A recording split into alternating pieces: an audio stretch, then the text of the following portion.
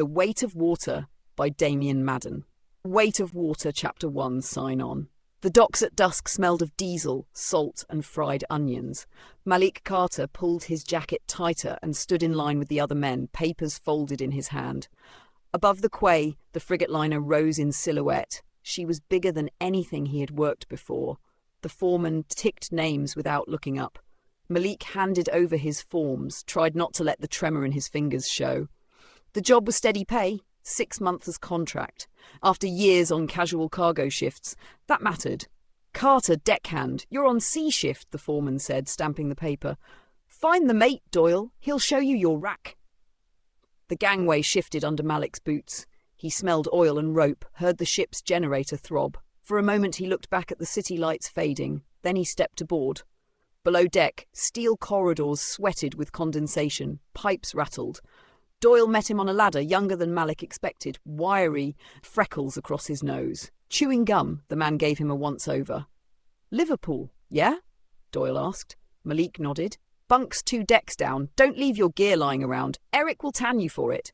They passed the mess. Ortega the cook ladled stew into dented bowls. Spanish, with a warm grin and a rosary at his chest. The smell of onion and meat filled the room, richer than the terminal, heavy but inviting. Eric Johansson came from the engine hatch, face slick with oil, rag over his shoulder. He looked Malik up and down like he was weighing cargo. "Another green one. You know port from starboard?" "Enough to pull my weight," Malik said. "We'll see," Eric muttered. Malik dropped his duffel on the bunk. The mattress was thin. The light flickered once, then steadied. He sat there with his jacket still zipped, listening to the hum of the ship and the muffled sounds of men in the passage. Weight of Water, Chapter 2, First Muster. A sharp knock woke Malik. Doyle stood in the doorway, gum working in his jaw. "Up! Muster in 10!" Malik splashed his face at the basin and laced his boots. The passage outside was already busy, men moving with mugs and jackets. He followed them toward a steel door marked with a green sign. Inside, benches lined the walls. A mate stood with a clipboard. Ortega poured tea from a dented pot into chipped mugs. The smell was sharp and strong. Malik took one and warmed his hands on the enamel. Names were called. When the mate reached Carter, Malik raised his hand. The mate nodded and ticked the list. "This is your station," the mate said. "Drill tomorrow. Today you walk the ship, learn your routes. No one gets lost when it counts." They filed out onto the main deck. The wind pushed cold across the steel. Spray came and went in a fine mist. Doyle kept his hands in his pockets and pointed with his chin. "Green arrows lead you here. Muster. From any cabin, from any passage." Malik touched the glowing strip set low against the bulkhead. The paint caught light even in shadow. Doyle watched him. "They shine in the dark," Doyle said. "Remember that." They crossed to the other side. A lifeboat hung quiet on its davits. Its surface was dull, the plastic faded by sun. Malik looked at it, but said nothing. Doyle gave it the same glance and moved on. "Mess is here," Doyle said. The door stood open, Ortega inside, stacking trays. The air smelled of onions again, richer now with stock and bread. From there, Doyle led him forward. The bow lifted slow on the swell, then dropped again. Chains lay thick where the anchors sat. A gull wheeled and slid away on the wind. "Forepeak," Doyle said. "Lines and gear. You check it when told, not before." They turned back. Eric was waiting at a hatch, rag in his hand, heat spilling out behind him. He gave Malik the same steady look as the night before. "You keep your ears open," Eric said. "Engines talk before they fail." Doyle touched Malik's shoulder and steered him down a ladder. They passed storerooms, lockers, a narrow passage where lights flickered once before holding steady. Doyle made a mark on a pad and kept walking. By the time they climbed back up, the wind had eased. The sky was flat and grey, and the horizon a line that seemed too far to reach. Doyle leaned on the rail. "You watch. You listen. That's your job, until I say different." Malik nodded. He rested his hands on the cold steel and felt the ship breathe under him. The Weight of Water, Chapter 3, Mess Call. The bell rang twice down the passage. Doyle jerked his chin toward the door. "Dinner," he said. The mess was already busy. Heat from the galley fogged the windows, voices rolled together, chairs scraped against the deck. The air was heavy with onions, pepper, and the flat iron smell of the range. Ortega stood behind the counter with his ladle ready. He wore his apron stained from the day, rosary tucked under the collar of his shirt. He saw Malik and raised his eyebrows. New face. Name. Malik. Welcome. Stew or eggs? Stew. The ladle dropped thick into the bowl, steam lifting. Ortega added bread on the side and slid the tray across. Eat while it's hot. Don't pick at it. Malik found a seat at the end of a long table. The men beside him barely looked up, bent over their own trays. He ate slow, letting the stew warm him, and bread soaking up the gravy. The taste was plain but filling, stronger than anything he'd had on dockside shifts. Across the room, laughter burst at a joke he didn't hear. Cutlery tapped, boots thudded under benches. For a moment Malik only listened. It felt like the ship had its own pulse, every sound fitting into it. Eric passed behind him with a mug of tea. He stopped, leaned slightly, and gave Malik a look. You find your way yet? I follow the arrows, Malik said. Eric nodded. Good. Do that and you'll last longer than most. Then he moved on without waiting for reply. Doyle dropped onto the bench across from him and tore bread with his hands. Rule 1. Eat when you can. Rule 2. Keep your gear dry. Rule 3. If Ortega offers seconds, you don't say no. Take 2, Ortega called from the counter without turning. Malik smiled despite himself and took another slice. Doyle smirked, chewing, then leaned back. You'll get used to the food? Same things on repeat. On a long run, it tells you what day it is more than the calendar. Malik nodded. The stew was heavy, but it settled him, and the noise of the room felt less sharp after a while. The bell rang again, sharper this time. Men rose almost together, trays stacked, voices already quieter. Doyle checked the clock on the wall. Back at 1400, he said. Meet me by the board. Malik finished his bread, carried his tray to the counter, and thanked Ortega. In the passage, the air felt cooler. The hum of the ship wrapped around him again, steadier now, as if the meal had been part of the rhythm. He pulled his jacket close and followed the others toward the board, the sound of the mess fading behind him. Weight of Water Chapter 4, Afternoon Rounds. The board by the ladder showed tasks written in blunt pencil. Doyle tapped the list. Storeroom, engine walk, back to deck. Before they set off, the mate pulled a folder from the wall and flipped it open. New hand, he said. Run through the card. Malik read the short checklist printed on stiff paper. Boots, gloves, ear protection, no loose gear, report defects, sign and date. The mate watched him tick each box, then pointed at the line at the bottom. Malik scrawled his name. The mate tore the slip and handed it over. Keep it in your pocket. Means you're cleared. Doyle gave a small nod. Now we work. They started with the storeroom. A narrow space lined with shelves, bins stacked with fittings and spools of tape. The air smelled of oil and dust. Doyle handed Malik the clipboard. Read and match. Malik moved slow, checking tins of paint against the list, ticking boxes with a dull pencil, gloves, tape, a crate of spare bulbs, numbers lined up except one. Doyle marked it and shut the lid on the box without comment. Next came the engine space. The hatch opened and heat rolled over them. Fans whined overhead, pumps throbbed underfoot. Eric stood by a panel, rag in hand. He glanced at Malik and jerked his thumb toward the gauges. Call them out. Malik read the dials one by one. Pressure, temperature, flow. His voice sounded small in the noise. Eric nodded once. You keep at that, Eric said. Machines speak before they quit. Listen harder than you talk. They walked past a bank of new cables fixed tight along the bulkhead, plastic tags still white against the steel. Some sections had been pulled through close to the hatch frames, sealant smeared thick where metal met casing. Doyle gave them a glance but said nothing. Malik touched the clipboard against his leg and kept moving.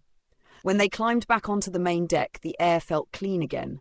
The horizon sat wide and flat, the ship rising and falling with the swell. Doyle leaned on the rail, chewing his gum down to nothing. Most of the job is this, he said. Walking, looking, writing it clean. Big trouble starts from small things missed. They checked the lifebuoys, the fire hose points, the ladders bolted to the side. Spray caught the wind and blew fine across their jackets. Malik wiped his face with his sleeve and made another mark on the sheet. By the time they handed the list back at the board, Malik's legs ached from ladders and steel steps. The mate glanced over the ticks and clipped the sheet to the stack. Good, the mate said. Off until evening. Doyle stretched his back and cracked his knuckles. Mess again at 18. Don't be late. Ortega hates that. Malik nodded. He stood a moment on the deck, letting the sea air wash the heat of the engine room from his clothes. The ship hummed under him, steady and alive, and he felt himself caught in its rhythm. The Weight of Water, Chapter 5, Evening Mess. The bell rang down the passage, and men turned toward the mess. Malik followed, shoulders heavy, legs sore from ladders and steel steps. The smell reached him before the door, onions, pepper, something roasted. Inside, the room was packed. Benches scraped, voices carried. Ortega worked behind the counter, apron dark from the day. He tapped the ladle on the rim of a pot and pointed it at Malik. "Back again! You want stew or stew?"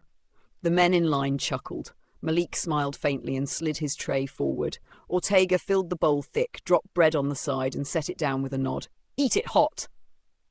Malik found a place halfway down a long table. Men squeezed to make room, shoulders close, elbows moving in tight rhythm. He ate slow, bread soaking up the broth. The stew was plain but heavy, warmth running down into his stomach. Around him talk rose and fell. Jokes traded quick, the sound of boots thudding under benches. Someone banged the table with a fist and laughter rolled out. Doyle leaned close from across the table, bread in his hand. "You get used to this. Work, eat, sleep. The rest doesn't matter much." Malik nodded. He was still listening more than speaking. A man 2 seats down was telling a story about a storm in the bay, hands sketching waves in the air. Another grumbled about pay being late. Eric passed behind with his mug. That stopped long enough to give Malik a slow nod, then moved on without a word. When the trays thinned and voices dropped, Ortega called over the scrape of chairs. "Clear your tables! Don't make me chase you!" Men filed out, leaving the mess quieter. Ortega wiped the counter with a towel, humming a tune under his breath. Doyle cracked his knuckles and stood. "Not bad for a first day. You kept up." Malik carried his tray to the counter. Ortega gave him a grin. "You'll do," he said. The passage outside was cooler. Malik walked to the weather deck.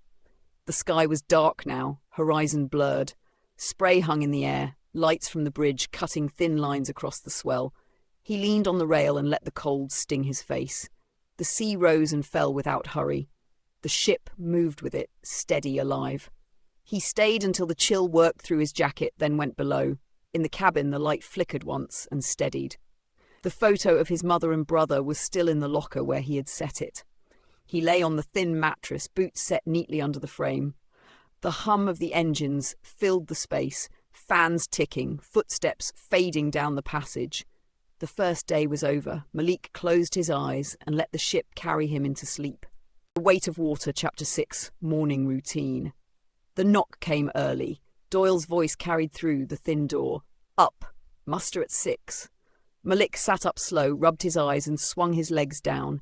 The deck was cool under his feet. The light above flickered once and steadied. In the passage, men were already moving, boots on steel, voices low. He splashed water from the basin onto his face, pulled on his jacket, and stepped out. Doyle stood waiting with his hands in his pockets. "Coffee first," Doyle said. The mess smelled sharp with steam and burnt grounds. Ortega worked the urn with a mug in each hand. "Morning," he said. "Drink quick, hot food later." Malik took the enamel cup, the heat seeping into his hands. The taste was bitter, strong enough to bite his tongue. He drank half in one go. Around him men leaned on benches, silent, heads bent over their mugs. At muster the mate read names. Malik raised his hand when called and kept his eyes forward. The mate folded the sheet and clipped it back to the board. "Rounds as posted. Deck teams out first, engine teams below. Don't waste time." Doyle handed Malik a clipboard. "You shadow me, watch and write." They walked the deck. Morning air was cold, mist clinging to the rails. Malik followed Doyle past the lifeboats. In daylight, the plastic hulls showed their wear, dull and faded. One had a thin line running across the bow where the surface had crazed. Malik stared a moment. Doyle tapped the clipboard with his finger. "Write it. Paint crew will see to it." They checked fire points, hose reels, and ladders. Doyle rattled each fitting and made Malik note the time. Water moved under the hull in long, slow swells. The sound of it lapped steady against the steel. At the bow, they leaned into the wind. Doyle pointed to the anchor chain. "Mark the pins. Count them once, then again." Malik counted, voice low, pencil scratching on the page. Doyle nodded. "Good. Always count twice. Once for you, once for the ship." By 8, they were back at the board. The mate scanned their sheet, grunted, and clipped it in place. "Mess at 9, he said. "Don't be late." Doyle stretched, gum clicking in his jaw. "You're finding the pace," he said. "Ship tells you how to move. You listen to it." Malik nodded. He followed Doyle back toward the mess, the hum of the engines under his feet and the salt of the morning still on his lips. The Weight of Water, Chapter 7, Breakfast. The bell for breakfast came quick after rounds. The mess was already crowded, the smell of eggs and onions thick in the air. Ortega worked fast behind the counter, sliding trays down with a grin. "Eat while it lasts. No seconds till night." Malik joined the line. The men ahead of him talked low, voices flat from sleep. He caught names in passing: Blake, a wiry seaman with a scar across his cheek, and Hughes, broad-shouldered, hair clipped close. They argued about football teams, voices rising for a moment before Ortega snapped his towel at them. "Eat, don't shout. Ball won't win you a wage." Malik took his tray and found space at the end of a bench. Doyle dropped across from him, mouth already full. "You'll know them soon enough," Doyle said, nodding toward the men. "Blake spends half his shift complaining. Hughes just keeps him from falling overboard." Malik tried the eggs, heavy, salted, nothing like home but filling. Blake glanced down the bench at him. "New lad? Liverpool?" Malik nodded. "Hope you can tie a line better than Doyle chews his gum," Blake said, smirking. The table laughed. Doyle rolled his eyes but didn't rise to it. "Finish up," Doyle said. "We've got lockers to check." Eric passed through with a mug of tea, his rag tucked into his belt. He gave Malik a brief nod but kept moving. Behind him, Ortega rang the bell on the counter. "Clear your trays. Clear my tables." Chairs scraped back. Men filed out, boots drumming on steel. Malik carried his tray forward, caught Ortega's eye and got the faintest smile in return. Out in the passage, Doyle jerked his head toward the ladder. "Come on, the ship won't wait." The Weight of Water, Chapter 8, The Bridge. The morning list sent Malik and Doyle forward to check latches. Mist clung low across the deck, beading on their jackets. Doyle tapped his pencil against the clipboard. "Bridge wants a report on every hatch. Captain's order. Don't miss one." They moved steady along the main deck. Malik leaned into the wind as they passed the lifeboats. One showed its age more than the others, the surface dull where sun had burned it pale. The bow of another, a faint crack, ran shallow across the hull, no wider than a hair. Water had dried in a thin line of white salt around it. Malik slowed to look, but Doyle only gave it a short glance. "Write it," Doyle said. "Paint crew will cover it next port."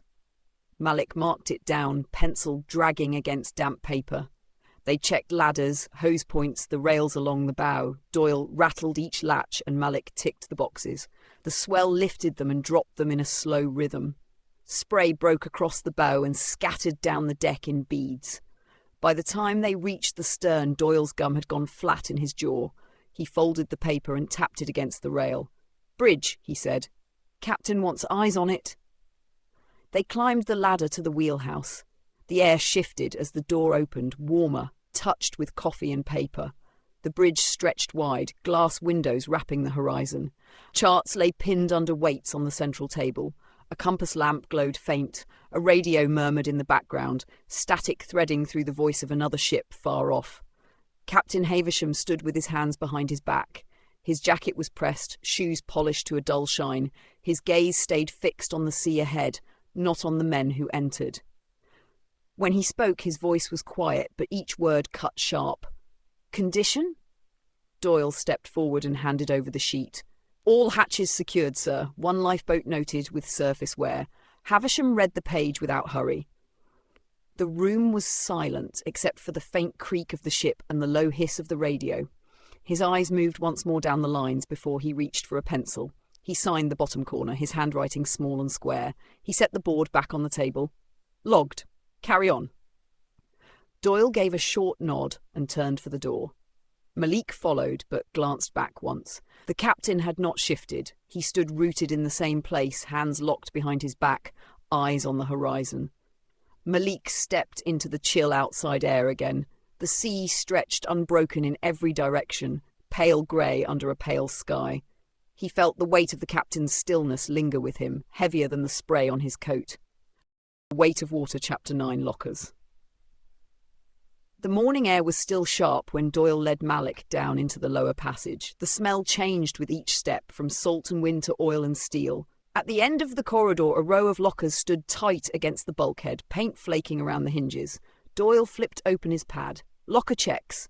Gear stowed, no leaks, no loose kit. We tick it or we write it. The first locker held coils of rope, stiff with salt, ends taped. Malik bent to check the base. A line of water traced the corner where the deck plates met, dried to white crystals. Doyle marked it and moved on. The second locker held life jackets stacked in a frame. Malik lifted one, felt the straps rough in his hand, then set it back. He counted each out loud, Doyle marking the number. The hum of the ship carried through the deck, steady, but the lights above flickered once before holding. "Write that too," Doyle said. Further along, they found toolkits, buckets, spare fittings. At one locker, Malik tugged the door and it stuck. The hinge gave with a groan. Inside, rags lay piled against a box of paint tins. The air smelled sharp with turpentine. Doyle wrinkled his nose. "Mess like this gets you written up. Make a note." They closed the locker and carried on. When they came back topside, the sun had broken through thin cloud. Spray shone on the rails and the deck glittered where water had caught in the weld seams. Eric was waiting near the hatch with his rags slung over his shoulder. He looked at Doyle, then at Malik. "Checks done?" "Done," Doyle said, handing him the sheet. Eric scanned the notes. His eyes paused on the mention of the flickering lights. He pressed his thumb to the page and smudged the pencil mark slightly. "Keep watching them," he said. "One blink means nothing. 2 means you listen harder." Doyle folded the sheet and tucked it under his arm. "We'll keep an eye." Eric turned back to the open hatch. Heat rolled out from the engine space. His voice carried back over his shoulder. "Engines talk, but so does the rest of the ship. Learn to hear it." Malik stood by the rail as the swell lifted the bow. The ship rose and fell, the rhythm steady, but he found himself thinking of the lockers below, the flicker of the lights, and the weight of Eric's words. Weight of Water, Chapter 10, Watch Change. By late afternoon the light had thinned. The sky pressed low and flat, the sea heaving in long swells.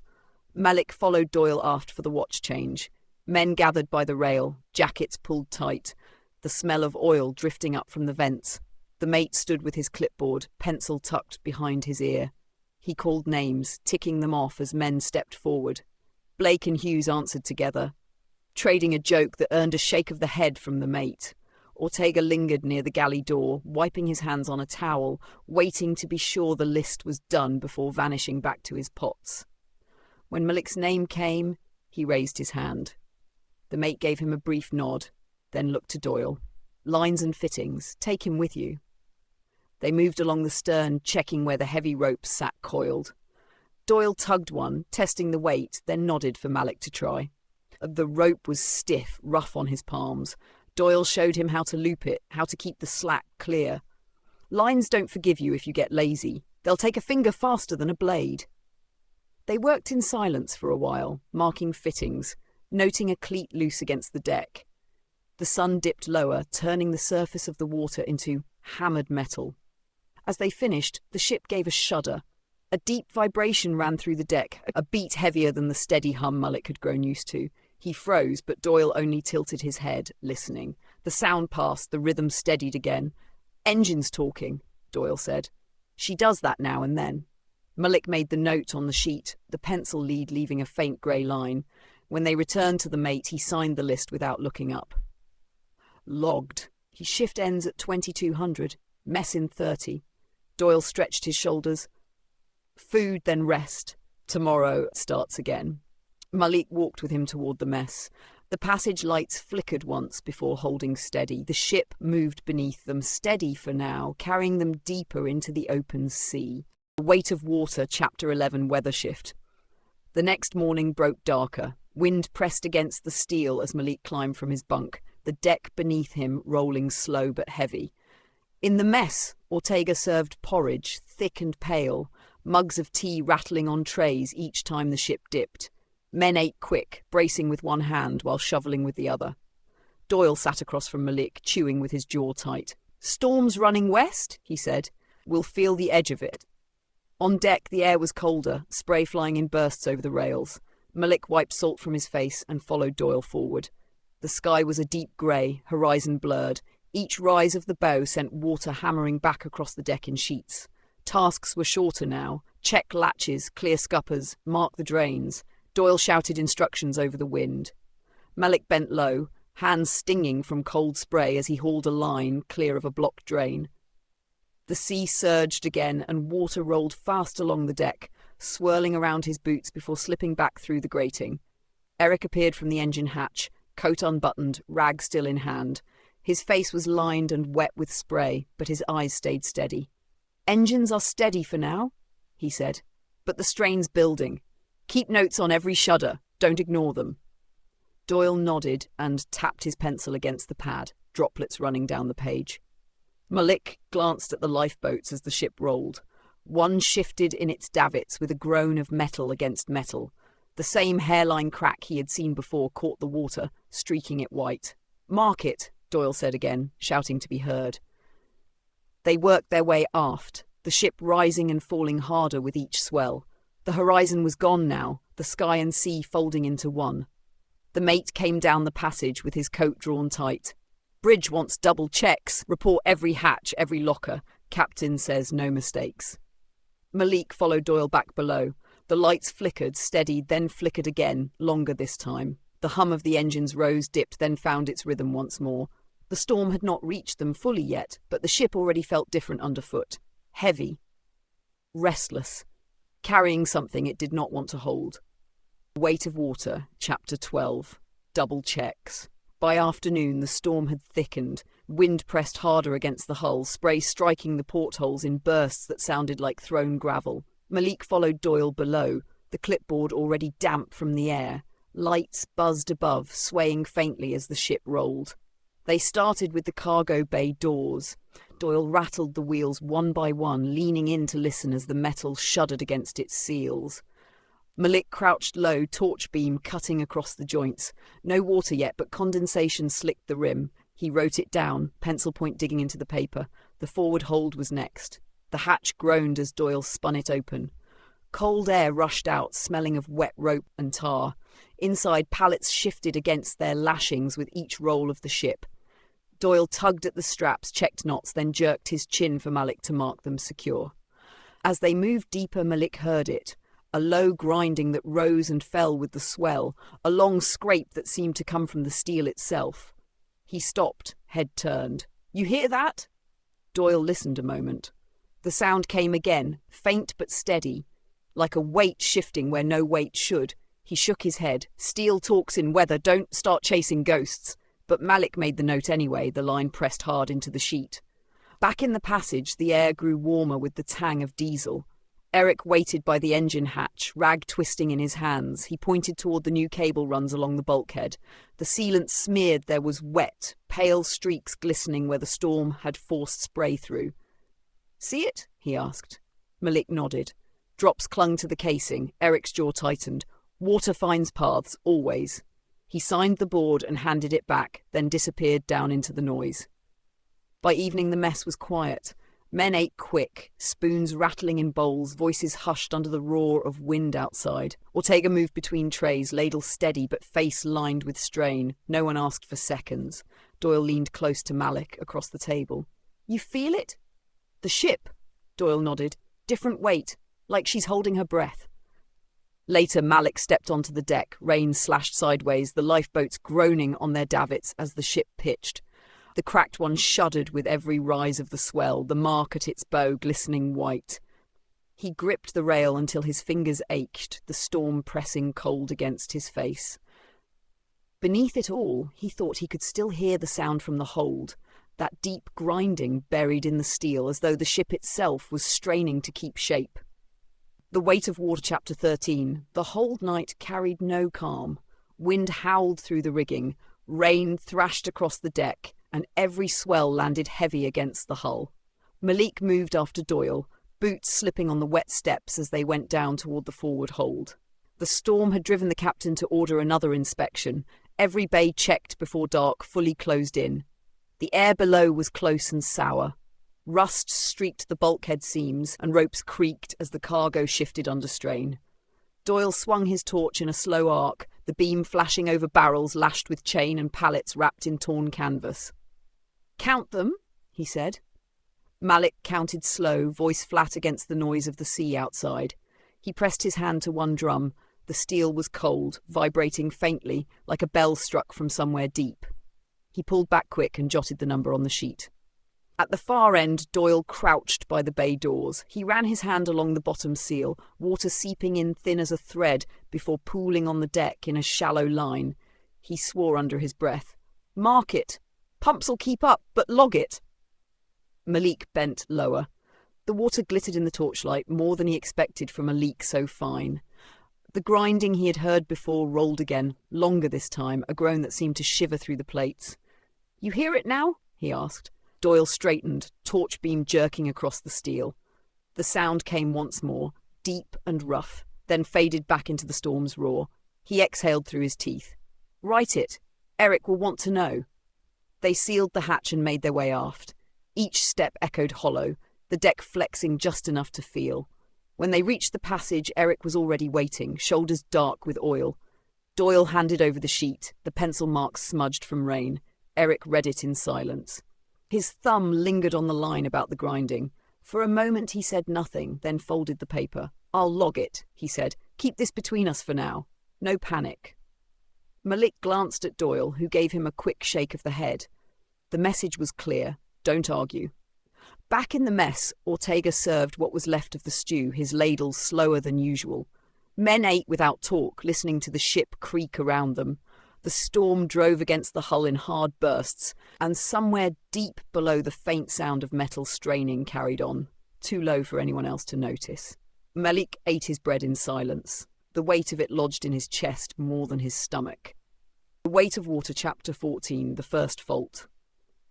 The storm had held through the night, waves slamming in steady rhythm, rain stinging sideways across the deck. By morning, every surface was slick with spray. Malik followed Doyle along the passage for checks, boots slipping on the wet steel. The air smelled sharp with salt, oil, and damp metal. They worked their way aft, ticking fittings and fire points.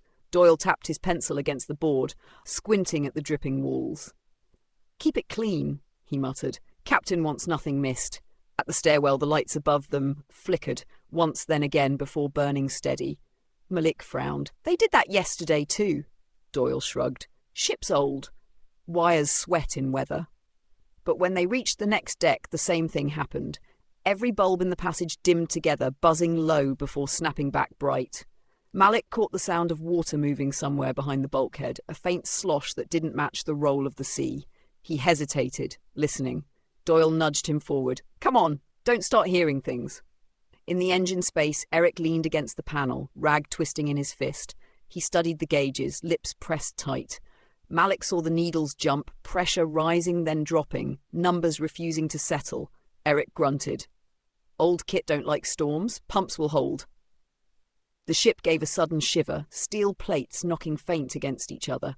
Malik froze, eyes flicking to Doyle, but the engineer only shook his head. "Engines talk," Eric said. "She'll ride it out." They left with another sheet signed, pencil marks smudged where rain had soaked the page. In the mess later, Ortega banged ladles against pots to drown the weather's roar. He served stew without a word, face drawn.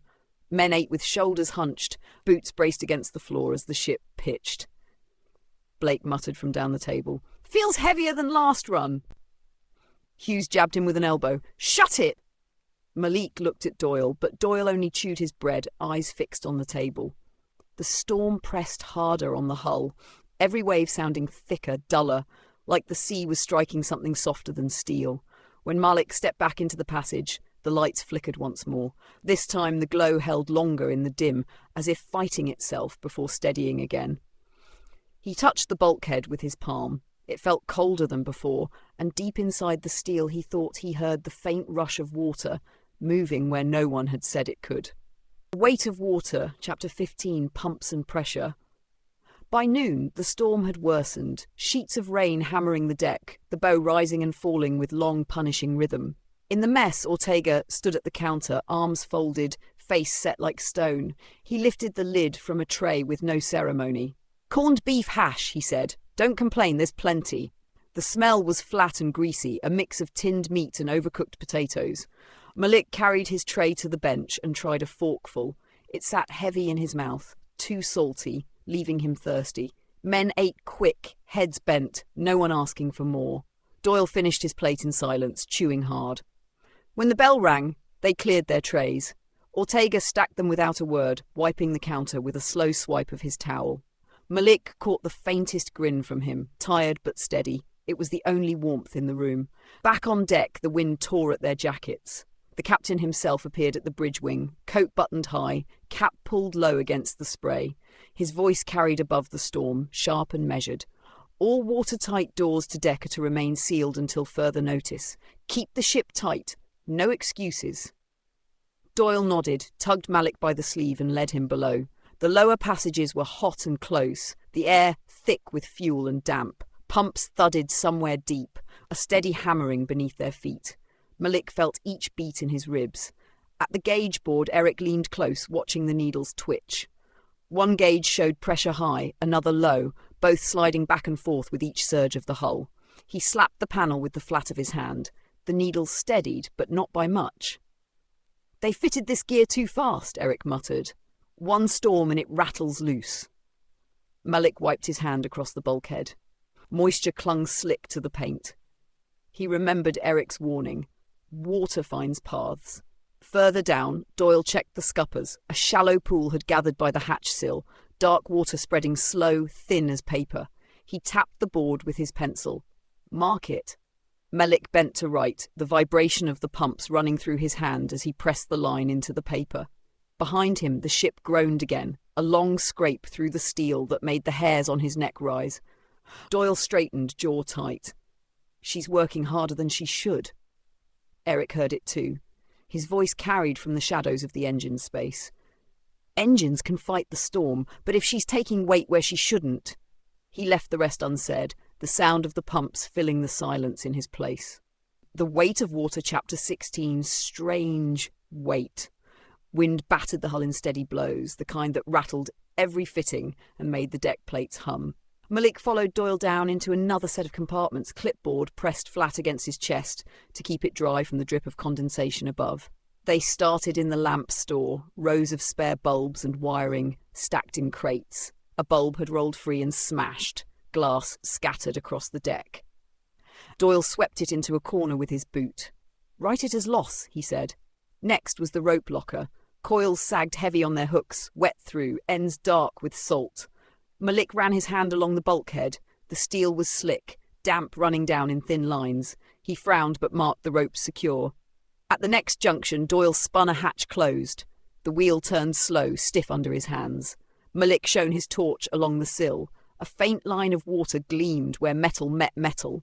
It wasn't much, just a film, but it hadn't been there yesterday. He jotted it quick, pencil digging into the paper. When they climbed back up, Malik noticed the change before Doyle spoke. The ship rolled deeper into the swell, each movement slower to recover. The bow seemed to hang low before lifting, as if something heavy dragged against her. In the mess, Ortega set down trays of boiled potatoes with tinned fish mixed through. The smell was sour, sharp with brine. Their men ate without looking up, shoulders tight, mugs sliding across the table with every roll. Blake pushed his fork hard against the plate. "Feels like we're pulling half the sea under us." No one laughed. Doyle only kept chewing, his eyes fixed on the wall. Malik forced down another bite. The taste was flat, the noise of the storm pressing at the steel around them. He couldn't shake the weight in the ship's motion, heavier now, as though the sea had found a way inside. The Weight of Water, Chapter 17. Systems falter. The storm did not break with morning. It came heavier, wind hammering the hull, rain hissing against the steel like 1,000 knives. Malik followed Doyle into the lower passage with the clipboard tucked under his arm. The ship moved in slow arcs now, each roll long enough to make his stomach shift. They began in the bosun's store. Doyle checked lashings while Malik counted coils of line and marked fittings. The ropes were damp again, darker than the day before, salt shining where the torch caught. Doyle spat his gum into a rag and muttered, "Everything's sweating." Farther along, they passed the new cable runs. Plastic casings gleamed wet, sealant streaking pale against the steel. Malik crouched and touched one. His fingers came back damp. The drip was small, but the casing was fixed hard against a watertight doorframe. If water was inside, it could slide unseen along the run. "Don't linger," Doyle said, voice sharp. "Mark the door secure." They carried on to the engine flats. The noise grew thick and heavy, pumps hammering faster than before. Malik felt it in his ribs. Eric stood hunched over the panel, jaw set, rag twisting in his hands. "Read them out," Eric said. Malik called the gauges one by one. Temperatures high, pressure low, then a spike that vanished before he finished speaking. The needles danced, refusing to hold. Doyle frowned. "Faulty dials?" Eric slammed his palm against the board. The needles steadied, but only for a breath. "New kit," he said. "Never fitted right. Half storm, half rubbish work." A sharp alarm wailed above them, red light spinning once, twice before cutting out. Silence followed, but for the pumps. Eric stared at the panel. Loose circuit, nothing more. Malik wasn't convinced. The sound of water was louder here, rushing behind steel where no sea should be. Later, back on deck, the storm clawed at them. Spray burst over the bow and rolled along the planks.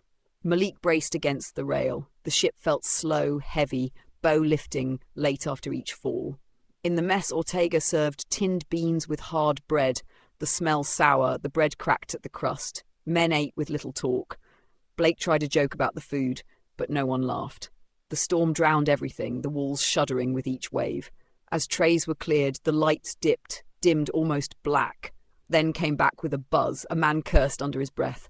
Doyle only leaned closer to Malik and whispered, "Write it all. Engines, lights, everything."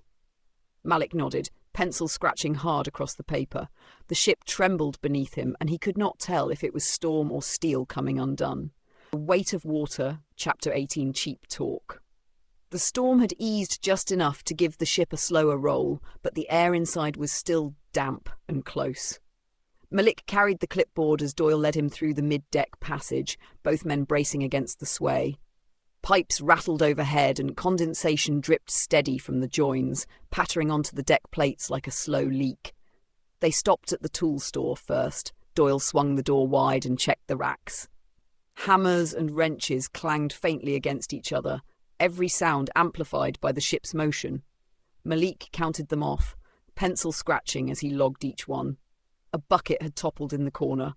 Water pooled around its base. Doyle nudged it upright and muttered, "Everything's damp. Same storm. Different day." Farther along the passage, voices carried from the mess even before they reached it. The smell of boiled cabbage and cheap tinned meat drifted out, making Malik's stomach turn. Inside, the men were finishing lunch. Blake sat hunched at the end of a table, forks stabbing at the food. "This ship wasn't built for all this junk," he said, loud enough for anyone to hear. "Old freighter, bolts and rust, then they slap on wiring like it's a bloody cruise liner. No wonder the lights can't hold steady." Hughes shook his head, tearing bread in silence, but Eric, standing by the urn with a mug of black coffee, fixed Blake with a sharp stare.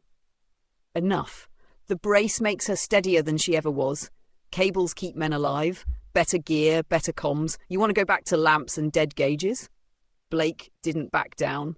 Better to have a ship built right than dressed up cheap. Eric's jaw worked. He tapped the mug hard against the counter. "Cheaper than buying new. She'll carry weight now. Built for the future." No one spoke after that. Trays scraped, boots shifted, and Ortega collected dishes with a towel slung over his shoulder. Doyle leaned close to Malik as they left. "Don't mind Blake. He complains if the sea's too wet." But Malik didn't answer. The words sat with him, built for the future. He remembered the grinding noise deep in the hold, the slick sealant smearing the cable runs, the water beading where steel should have been dry. Back in the passage, the lights flickered again, longer this time. For 3 beats, the corridor dipped into gloom before buzzing back to life. Doyle tapped the panel with his knuckles. "Cheap bulbs," he said, as if that settled it. Malik wrote it down, but his pencil pressed harder than before, each line cutting deep into the paper. The storm might have eased outside, but inside the ship he could feel a different weight growing, slow and hidden, pressing at the edges of steel. The Weight of Water, Chapter 19, Selling the Future. Most of the men had cleared out of the mess by the time Malik finished his tea. The benches were scattered, a few mugs still steaming on the tables. Ortega locked away tins and utensils after wiping down the counter, the clink of metal faint against the steady hum of the engines. Blake leaned against the doorway, arms folded. "You can polish steel and hang wires all you want. Doesn't change what she is, an old freighter with her seams stretched thin. Doyle shook his head. You weren't here before they braced her. She used to twist in seas like this. Nearly cracked her keel once. Now the hull holds straighter. The brace makes her fit for more than she was built for. Blake gave a dry laugh. Steel's only as good as the welds, and I watched those lads rush their jobs. Cheap men for a cheap job. The door opened behind him. Boots rang against the deck, and Captain Havisham stepped inside, coat buttoned high, cap brim low. His voice cut the room still. Those welds were tested, passed, logged. The brace holds and the cables keep her alive. Without them, she'd be tied to a dock. You have work because she sails, not because she stayed honest scrap. Blake lowered his eyes. Doyle said nothing more. Even Ortega paused, hand resting on the cupboard door. The captain let the silence sit a moment longer before he spoke again. We'll not chase time through weather. Course is already altered. One more day at sea, no more. Better late than broken. He left as quickly as he had come, boots echoing up the ladder. For a moment, no one moved. Blake busied himself stacking mugs, though his face stayed tight. Doyle muttered under his breath, "Orders are orders," and pushed through into the passage. Ortega slid the cupboard shut with a dull snap and gathered the cloth in his hands. Malik followed Doyle, the corridor narrowing around them. The storm outside had eased, but inside the sound of the ship was louder than ever. The thrum of machinery carried through the deck, pumps beating steady and hard. They were still working overtime, straining against something Malik could not yet see. Weight of Water, Chapter 20, Doubts. The sea lay flatter by morning. The storm had shifted east, leaving behind a long swell that rolled the ship in slow, heavy arcs. Spray still burst against the bow, but the deck crews moved easier now, boots finding their rhythm on the damp steel. In the mess, Ortega served fried bread and beans, a small change that drew a few jokes about Sunday cooking. Men ate with better spirits, voices carrying lighter than the days before. Malik sat with Doyle, chewing slow, listening more than he spoke. Blake was at another table, muttering to Hughes, but the edge in his voice had dulled. Afterwards, Doyle handed Malik the clipboard and pointed him toward the forward passage. Doors and scuppers. Mark them all. They worked through the compartments in order. Most were dry, though Malik's torch caught a thin line of water at the base of one hatch. It traced along the sill like a seam of silver. Too neat to be storm splash. He bent low, touching it with his finger. Salt. Condensation, Doyle said quickly, shutting the wheel tight. Steel sweats after a blow. Don't overthink it. Malik marked it down, though unease stayed with him. The air here felt colder than it should, and the deck plates thrummed harder under his boots. Farther aft, Eric stood by the panel, jaw set. Gauges wavered again, one showing pressure too low, another climbing high. Malik read them aloud. Eric cut him off with a grunt. New dials don't hold steady. Old pumps do. Keep walking. By late afternoon, the crew were freer, leaning at the rails, smoking against the wind. The sky broke in places, showing a strip of pale blue. Doyle leaned on the guard and spat into the swell. Worst of it's gone. She'll see us through. Malik nodded, though he kept his hand on the rail longer, feeling the ship's lag in every rise and fall. She was moving, yes, but not light. Dragging as though something inside pulled at her. That night in his bunk, the hum pressed close. Fans ticked overhead, pumps beat harder than the seas demanded. Malik lay awake staring at the locker where his photo sat, listening to the uneven rhythm. It wasn't storm anymore. It was something in the steel itself, carrying him deeper into doubt. Weight of Water, Chapter 21. The Break. The second night after the storm was meant to be calmer. The forecast had shifted, the worst of the weather running east, leaving only the long swell behind. Men said it in the mess, half relief, half tired hope.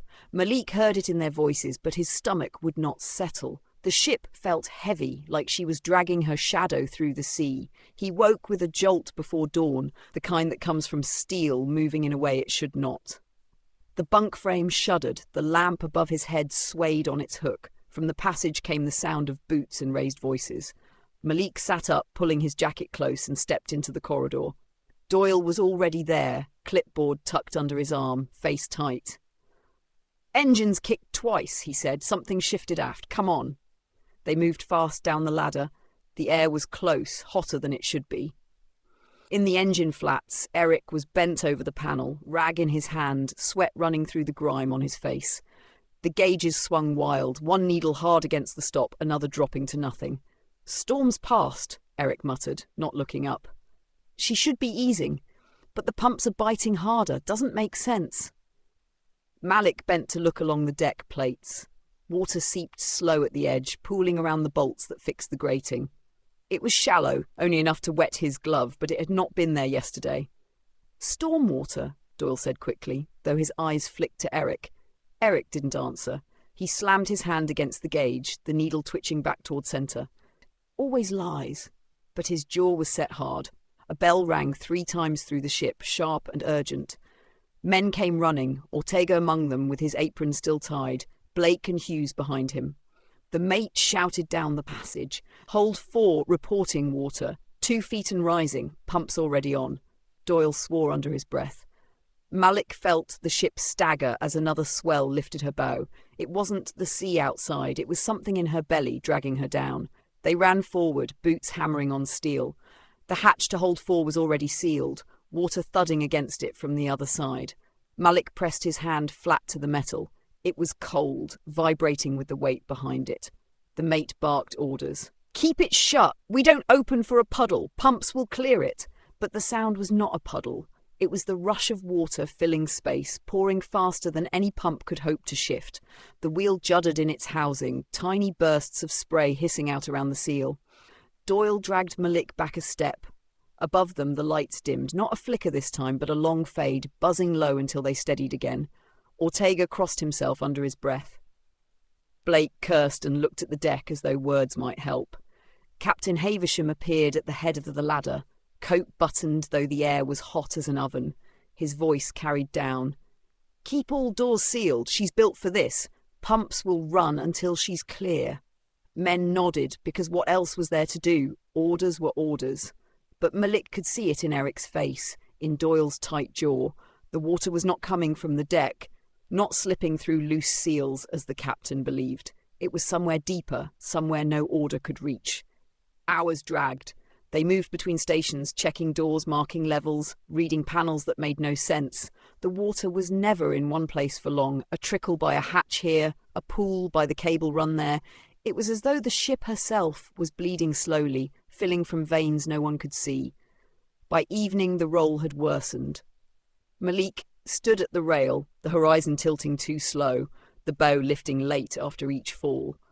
Doyle lit a cigarette with cupped hands and muttered, "She's carrying weight she shouldn't. I can feel it." Malik said nothing. He felt it too. The storm had passed. The sky above was clearer than it had been in days, but inside the ship the real storm had begun. Pumps thudded, hatches groaned, and every sound told him the sea was already winning.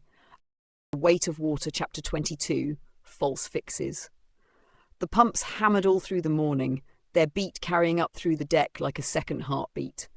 Malik stood with Doyle in the forward passage, clipboard balanced against his knee, as the mate shouted orders down the line. "Check every hatch. Check them again. Captain wants them sealed tight. No exceptions." Men scattered with wrenches and tools, wheels spinning shut, bolts slammed into place. The air was damp with spray forced through the vents, dripping in slow trails down the bulkheads. Malik wiped his sleeve across his brow and marked another box, though his pencil left a faint line on the wet page. They moved on to the ballast tanks. Valves were opened, inspected, logged. Doyle muttered, "All dry," each time without looking close. Malik bent low with his torch, sweeping the beam along the seams. Twice he caught water beading where it should not have been, a sheen that didn't fit Storm Splash. Doyle's jaw tightened. Condensation, nothing more. Mark it. By noon the mate had crews running hoses, swearing the pumps could beat the sea. Their roar filled the lower decks, water spitting from outflow pipes at the side, vanishing into the grey swell. Men cheered at first, clapping shoulders, but Malik only watched the steady rise and fall of the ship. The pumps were loud, but the weight beneath them hadn't eased. In the mess, Ortega banged his ladle against the counter. Dishing out boiled cabbage with grey meat, he muttered as he worked, "All this noise, and still she smells damp, like the sea's already in the galley." No one answered him. The men ate fast, shoulders hunched, mugs rattling against the tables. Later, Eric stood at the panel, rag slung around his neck. He squinted at the needles, lips pressed thin. Malik read the gauges aloud. Pressure steady, temperature higher than yesterday, flow uneven. Eric spat on the deck. They lie, cheap dials fitted by men who never saw a sea. Then what do we trust? Malik asked. Eric didn't look up. The sound, the feel. You learn that or you drown. That night, Malik lay in his bunk, jacket still on. The ship moved sluggish in the swell, her rise slow, her fall heavier than before. Pumps thudded below like fists on a door. He closed his eyes, but the rhythm stayed with him, louder than the storm outside, steady as breath in a drowning chest. The Weight of Water, Chapter 23. Denial and Strain. Morning brought no change in the rhythm of the ship. The sea was calmer than days before, but the liner moved with the drag of something carried deep inside her. Malik followed Doyle down the ladder, clipboard in hand, the thrum of machinery shaking the rungs. In the flats, Eric leaned against the gauge panel, sweat-cutting lines through the oil on his face. Malik read the dials one by one. Pressure in the cooling line too high, temperature steady, flow wavering.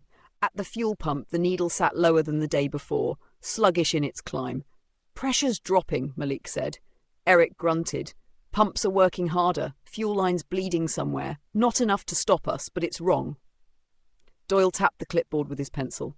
Mark it, move on. Captain says we hold course. They sealed off the hatch and climbed back toward the middeck. The air was thick and sour, the smell of damp running ahead of them. Ortega came past with a crate of tins, the wood swollen dark where water had crept into the grain. Locking them away, he said, voice low. No use saving food if the sea's already in the storeroom. Blake was leaning in the passage, arms folded tight. Captain's blind. Pumps hammer like war drums, and he still says she'll hold. Watch your tongue, Doyle snapped. Orders are orders. But even he didn't sound convinced. In the mess, Ortega served broth thin to water. The men ate in silence, listening to the hull groan with each roll. Blake pushed his mug away hard enough to spill. She's filling. I can smell it. No one answered. The lights dimmed, buzzed, steadied. Malik finished his bread in small bites, each chew heavy. That night he lay awake again, listening. The fans ticked above him, the hum of pumps rising and falling like a heartbeat out of rhythm. Somewhere deeper, past the steel, he thought he heard the sea moving, rushing where no storm touched. The pressure gauges, the damp air, the drop in fuel, every sound told him the same thing. The ship was straining and the sea was already inside her bones. The Weight of Water, Chapter 24, Clues. The day broke grey and heavy, the horizon blurred by mist. Malik followed Doyle through another round of checks, clipboard tucked against his chest, pencil already damp from the air. They started forward, working the hatches in order. Doyle spun the wheels, shoulders straining, bolts screeching against swollen steel. Malik bent with his torch to mark each seal. Most were dry, but at a mid-deck hatch the beam caught water pressed against the other side, quivering with each roll of the ship. It should have been impossible. He touched the sill with his gloved hand. A line of brine slipped through, thin as a thread, curling down the steel. Doyle slammed the wheel tight and stood back. Condensation, he said again, voice sharp.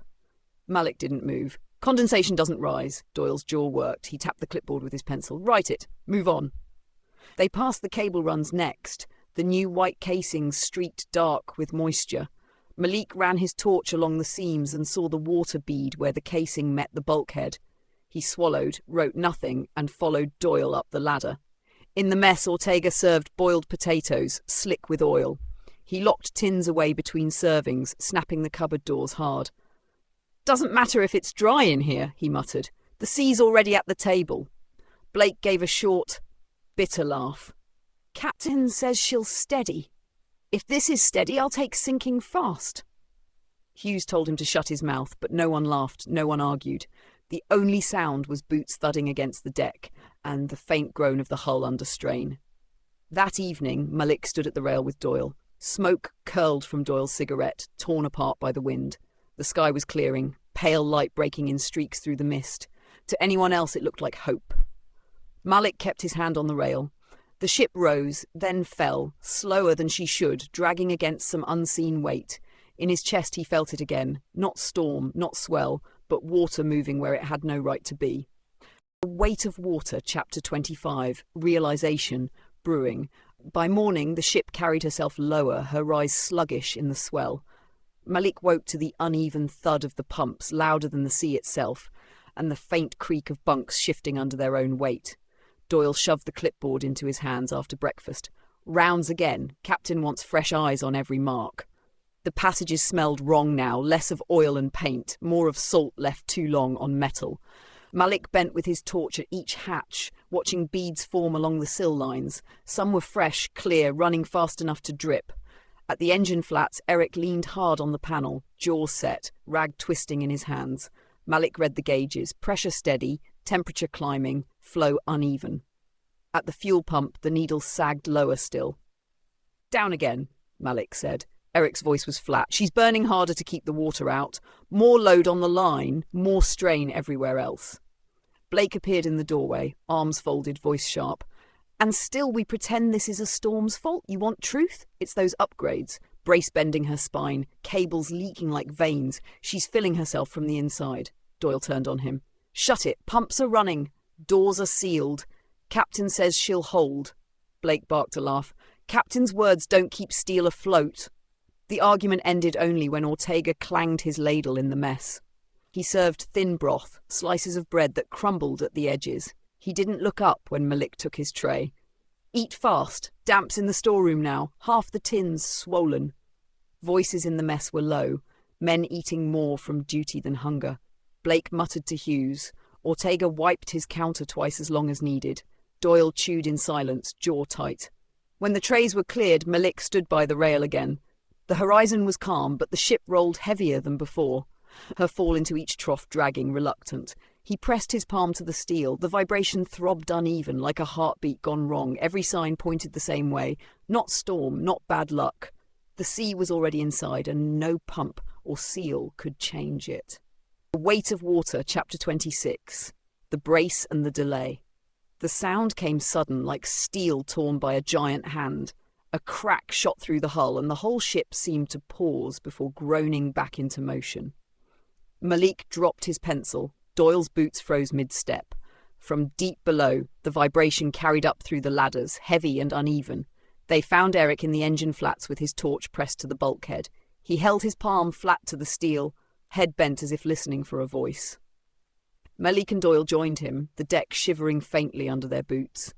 "It's the brace," Eric said, raw and low. "All that weight shoved into her side plates. Should have kept her straight, but it's forcing her to twist. Stress lines running out from the welds. Every roll makes them worse." Malik's throat tightened. "And the cables?" Eric turned the torch, showing a line of moisture shimmering along the casing where it met the steel. "Water's found them. Sealed or not, it runs the length. She's bleeding inside. Doesn't matter how many doors we spin shut." Blake's voice cut from the passageway, sharp enough to carry. "Told you. Refit. Killed her before the sea ever touched her. Pumps, braces, shiny paint, it's all rot underneath. And here we sit, feeding fuel into machines while she drowns herself." Doyle snapped back, though even his words lacked weight. "Enough. Captain's orders are clear." But Blake didn't stop. He jabbed a finger at the bulkhead. "You hear it. You feel it. This isn't a storm anymore. This is steel giving way." Men gathered as the argument rose, shoulders hunched, eyes flicking to the sweating seams in the walls. The air smelled of brine and hot oil, every groan of the hull carrying through their boots. Murmurs spread until the captain appeared on the ladder. Havisham stepped onto the deck, coat hem dark with spray, his face pale and tight. The talk died at once. He stood a moment, letting the silence stretch, the only sound the thud of pumps below. "She's steadier than you think," he said. "The brace is sound. The pumps are running. This is what she was built for." No one answered. Blake's mouth twisted, but he said nothing under the captain's stare. "Hold your posts," Havisham finished. "Keep the doors sealed. We stay on course." He turned away, climbing back toward the bridge without waiting for reply. The silence he left behind felt heavier than his words. Doyle lit a cigarette with shaking hands, smoke curling uneven in the stale air. Malik pressed his palm to the bulkhead. The steel burned faint under his skin, trembling with a new, wrong rhythm. It wasn't the sea anymore, it was the ship herself, straining against her own bones. Weight of Water, Chapter 27. The Collapse. The echo of the crack still hung in the steel when Malik followed Doyle down the passage. The ship's groans hadn't stopped. They rolled on, deep and uneven, every bulkhead carrying the sound of something straining past its limit. At the forward hatch, Doyle spun the wheel, arms rigid, boots braced. The spokes bit into his palms as he forced it home with a screech. The metal teeth clanged shut, and for a moment the rush of water dulled to a hiss. He stepped back, chest heaving. "Sealed," he muttered, but Malik bent low with his torch. Along the sill, fine beads trembled. They pushed through in glistening threads, tracing down the door like veins of mercury. They weren't coming from storm spray or condensation. They were pushing through the holes cut for the new cable runs, bypassing the very steel meant to hold them safe. "Look." Doyle swore and spun the wheel again. It held tight, unmovable, but the water kept worming through, each bead swelling into a rivulet. Blake's voice rang out from behind. "That's it! You see? She's filling from inside. Told you the refit was a coffin." Others shouted back, some in anger, some in fear. Boots stamped in the shallow water that already covered the deck plates, splashing with each step. The alarms shrilled suddenly, a jagged scream, then coughed into silence. The lights flickered, half the corridor sinking into gloom. Below, the steady hammer of the pumps juddered, faltered, then stopped altogether. The sudden quiet was worse than the noise. Only the sound of water remained, forcing its way where no storm could reach. Then the captain appeared at the far end of the passage. Havisham's coat dripped at the hem, his face pale and drawn, eyes darting from the hatch to the men crowding it. For a long moment he said nothing, as if the words themselves had to be torn out of him. "Back to your posts," he said at last, but even he didn't sound convinced. The order sagged in the air, unanswered. He drew a slow breath. "Clear the room." The crew hesitated, then peeled away in twos and threes, muttering, boots splashing as they went. Only Doyle, Malik, Eric, and 2 officers stayed, watching the captain as he crossed to the radio set bolted against the bulkhead.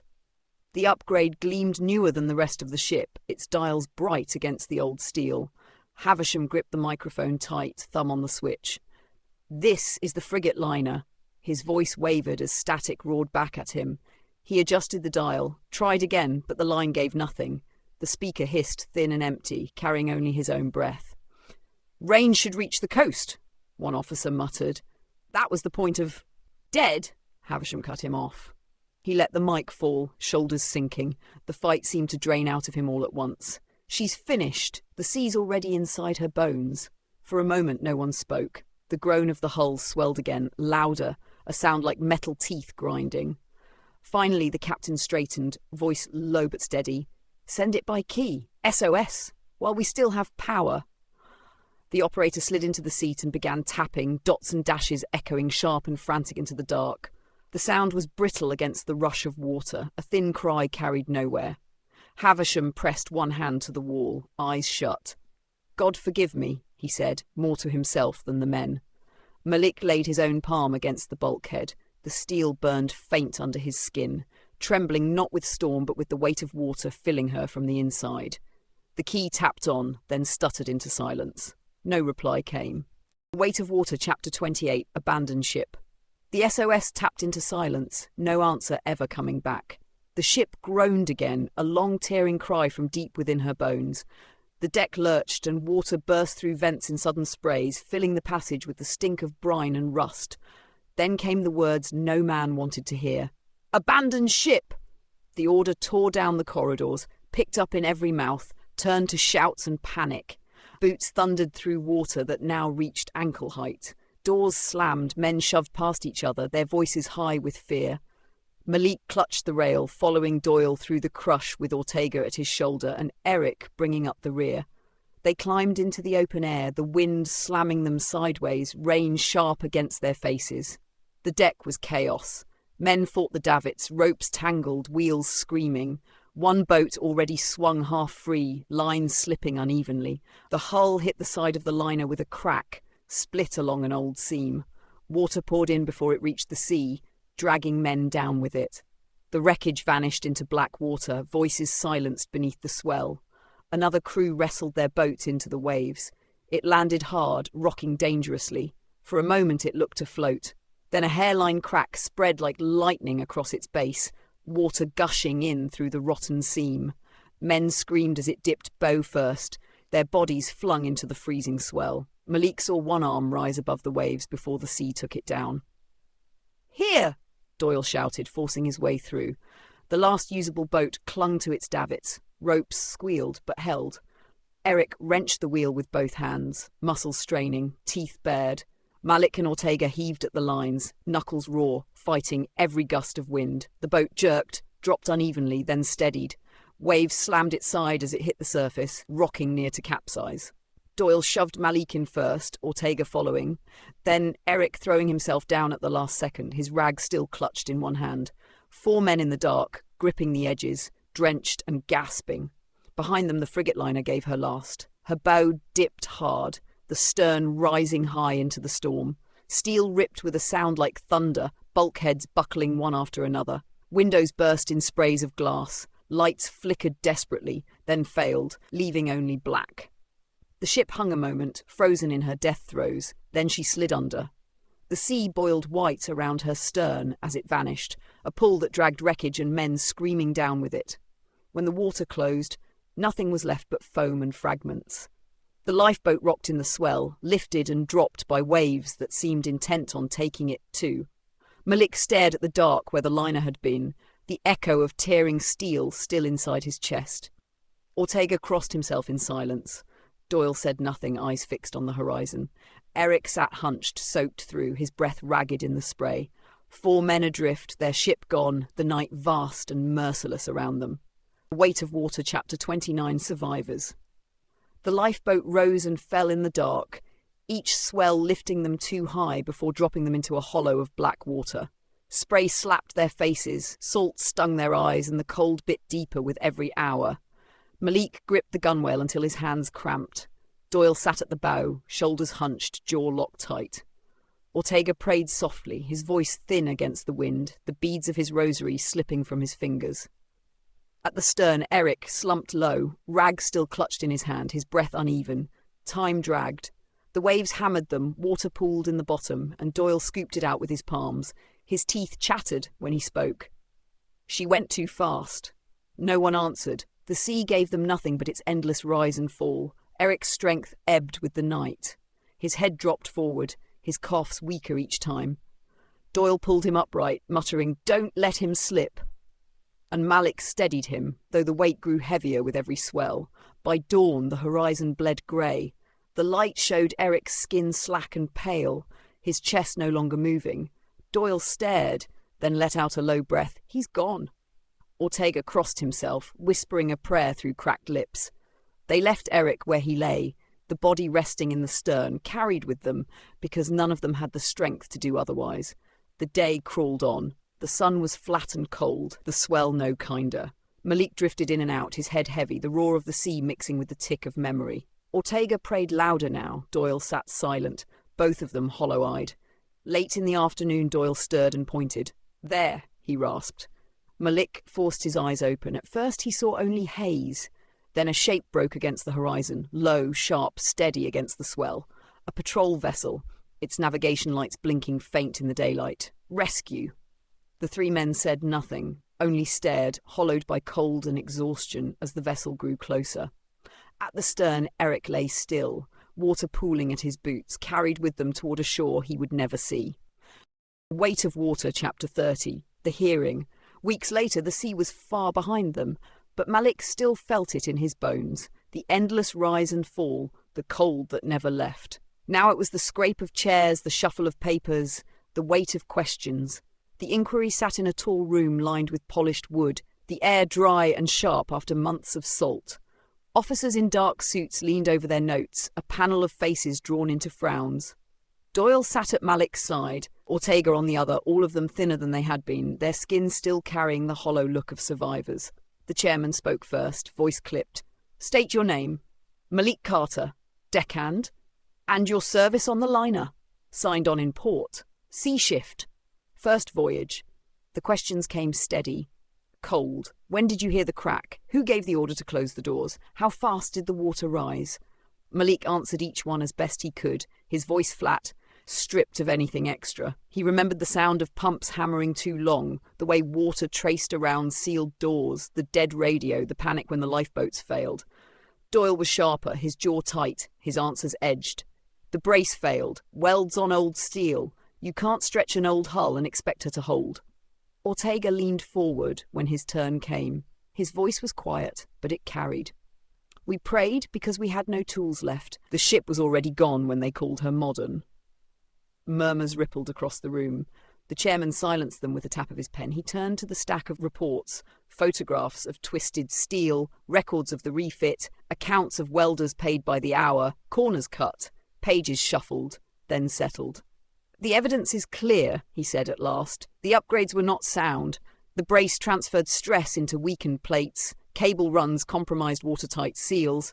The vessel was presented as safe when she was not. The words hung heavy in the chamber. Malik let out a breath he hadn't known he was holding. It did not bring Eric back, or the others, but it named the truth. The chairman folded his notes.